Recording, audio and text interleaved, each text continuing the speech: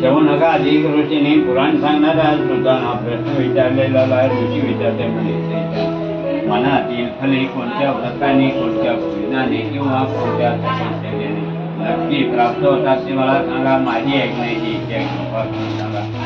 भूत सांगतात ऋषो. नारदाने हाच प्रश्न भगवान महाविष्णूंना विचारला. त्यावेळी विष्णूने नारदांना ते सांगितले ते मी तुम्हाला सांगत आहे. त्यांचे चिंता नाही का.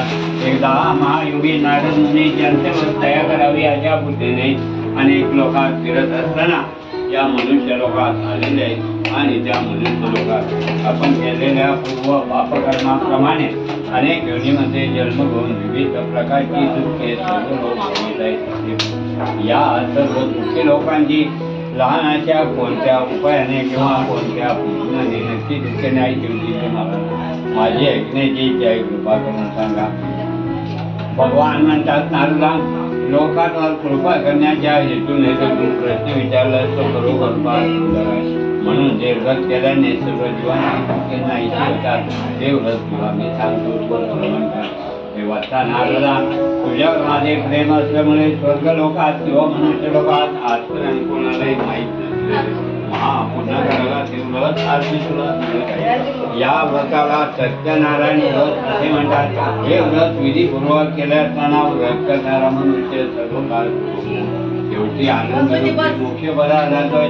भगवान विष्णूंचे भाषण ऐकून नारद मुनी विष्णूला म्हणतात, हे भगवंता, आपण हे व्रत मला सांगितले ठरेल, परंतु या व्रताचा फल काय, याचा विधी काय, हे व्रत कसे करावे आणि केव्हा करावे ते नारदाचे भाषण ऐकून मंगल मूर्ती जय देव जय देवा लंबोदर पीतांबर पुंबर वंदना सरसोंड वक्र सुंदर त्रिनयना दास रामाचा वाटपाहे सजना शंकरची पावावे निर्वाणी रक्षावे सुरवर वंदना. जय देव जय मंगलमूर्ती ओ श्री मंगलमूर्ती दर्शनमात्रे कामना पूर्ती. जय देवा दुर्गे दुर्गटवारी सुदृढ संसारी अनंतनाथे वंदे करुणा विस्तारी वारी वारी जन्म मरणाचे वारी हरि परलोका संकट निवारी. जय देवी महिषासुरमर्दिनी दुर्गईश्वर वंदे तारक संजीवनी.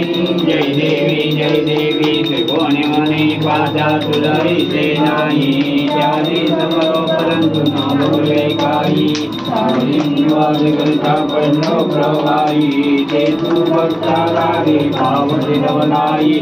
जय देवी महिषा जय देव जय शिवशंकर ओ स्वामी शंकरा. आरती ओ वारू कर्पूर गौरा. जय देवा कर्पूर गौरा भोळा नैनी निशारा. अर्धांगी पार्वती सुंदरांच्या माळा युवतीचे उदराना सिद्धघंटा नीरा आणि ऐसा शंकर शोभे.